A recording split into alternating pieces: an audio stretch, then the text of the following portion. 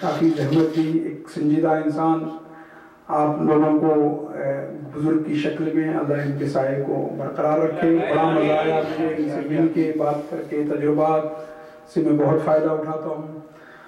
Doctor صاحب کا میں شکریہ ادا کرتا ہوں کہ آپ کو زحمت دی، اور آپ تمام مومنین کا جن جن لوگوں نے بھی حصہ لیا ہے اس میں ان سب کا شکر گزار ہوں۔ ذاکرین جو یہاں پڑھ رہے ہیں، یہاں کی انتظامیہ، خوبصورت چھوٹا سا امام بارگاہ، اللہ اس کو قائم رکھے اور اس کو پروان چڑھائے۔ میں تو یہ دیکھنا چاہتا ہوں کہ اہل البیت فاؤنڈیشن پورے امریکہ کے لیے ایک نمونہ بنے، ایک نمونہ بنے، یہ فرش اعضا ہماری ایک نمونہ بن جائے۔ ہمارے جتنے ممبرز ہیں وہ ایسے باکمال ہوں، ایسے باکمال ہوں کہ وہ کم از کم دنیا میں نہیں، کم از کم USA میں قابل نمونہ ہوں۔ اور یہ فرش اعضا سے کوئی چیز بعید نہیں ہے۔ اہل بیت کی بارگاہ میں، اہل بیت کی بارگاہ میں سلمان بنے تھے، ابو ذر بنے تھے، مقداد بنے تھے۔ ہمیں اپنے ذہن کو وسیع رکھنا چاہیے۔ آیت اللہ بہائی نے اپنے بیٹے سے پوچھا کہ بیٹا تم کیا بننا چاہو گے آئندہ چل کے؟ تو اس نے کہا کہ بابا میں آپ جیسا بننا چاہوں گا۔ تو کہا بیٹا تم کچھ نہیں بنتے، کچھ نہیں بنو گے۔ کہا کیوں؟ انہوں نے کہا کہ میں امام جعفر صادق بننا چاہتا تھا لیکن میں بہائی بنا ہوں، اور تم میں بننا چاہتے ہو، کیا بنو گے؟ تو کم از کم ہمیں سلمان فارسی بننے کا ٹارگٹ ہمارے ذہن میں ہونا چاہیے۔ ایک مومن کامل بننے کے لیے کم از کم سلمان فارسی، مقداد، ابو ذر بننے کا ٹارگٹ ہمارے ذہن میں ہونا چاہیے۔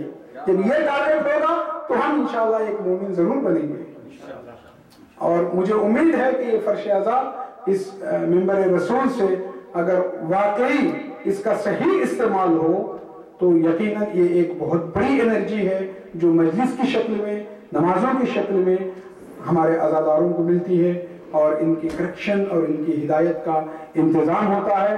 اللہ تعالیٰ آپ لوگوں کو خوش و خرم، سالم، آباد رکھے، اور یہ امام بارگاہ روز بروز ترقی کرے، مگر اس کی ترقی آپ لوگوں کی ہیلپ سے ہوگی، آپ لوگوں کی تعاون سے ہوگی۔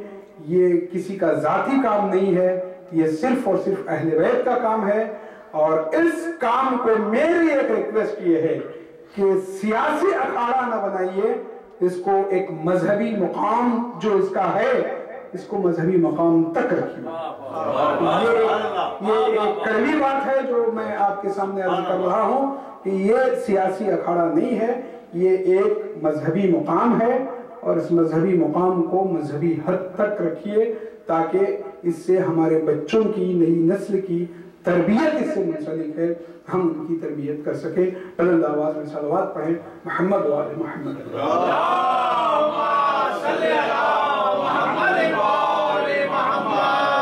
محبت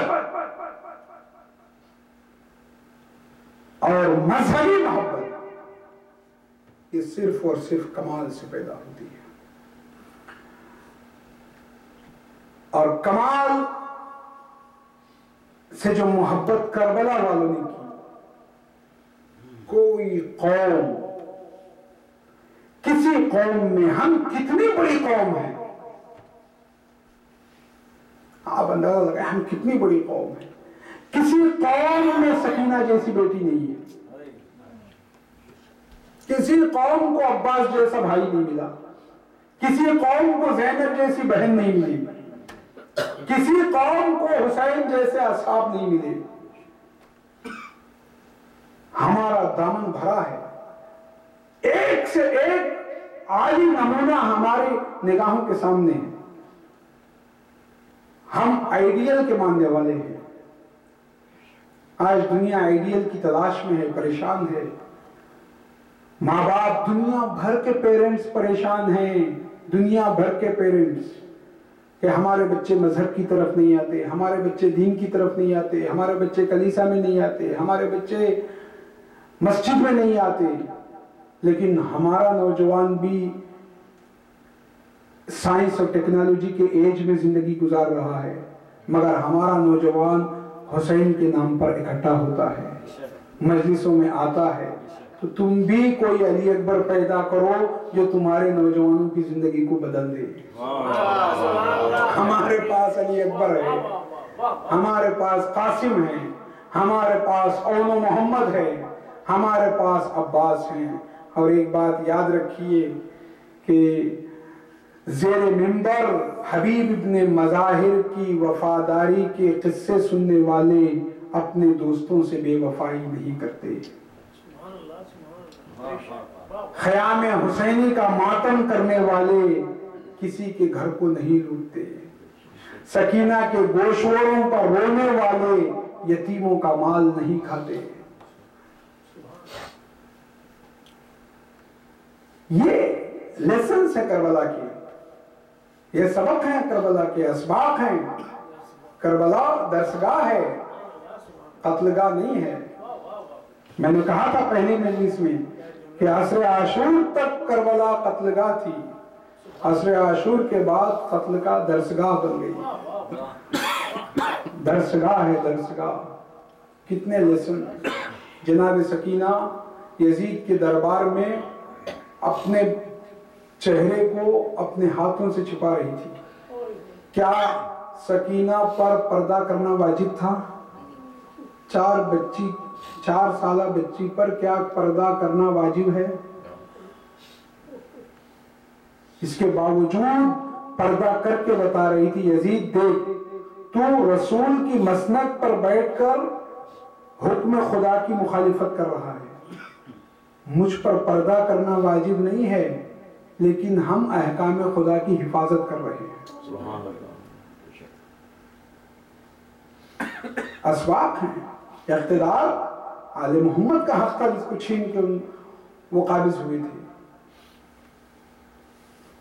4 سالہ بچی کبھی اپنی ایڑیوں کو اٹھا لیتی ہے، کبھی اپنی ایڑی کو زمین پر رکھتی ہے۔ یزید نے بچی سے پوچھا کہ اے بچی، تو کبھی اپنی ایڑیوں کو تو کیوں اٹھا لیتی ہے، کبھی کیوں زمین پہ رکھتی ہے؟ تو جناب سکینہ نے کہا، یزید 12 گلے ایک رسم میں بندھے ہوئے ہیں اور سب میں چھوٹا قد میرا ہے۔ جب رسی میرے گلے سے کستی ہے تو میں اپنی ایڑیوں کو اٹھا لیتی ہوں۔ یزید نے رسم کو گلے سے کھولنے کا حکم دیا۔ یزید نے سکینہ کو پاس بلا کر ایک سوال کیا، سکینہ کیا تو ہی سکینہ ہے؟ کہا ہاں۔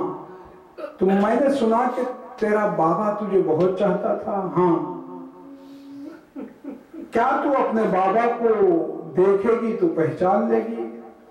سکینہ نے کہا، یزید کیوں نہیں، لیکن ایسے میں نہیں دوں گا، میں آج تیری محبت کا امتحان لے رہا ہوں۔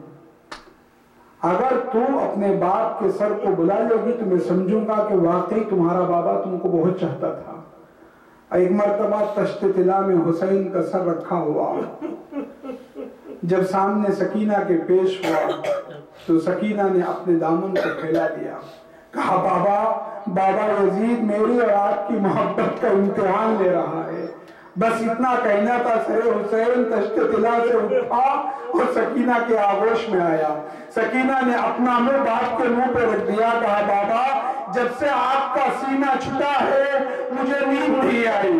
بابا ہمیں اونٹوں پر ایسے نہیں بٹھایا گیا بلکہ اونٹوں کو ہکایا گیا، ایک ایک قدم اونٹ رکھتا تھا بابا، میرا سینہ چھلنی ہوتا تھا۔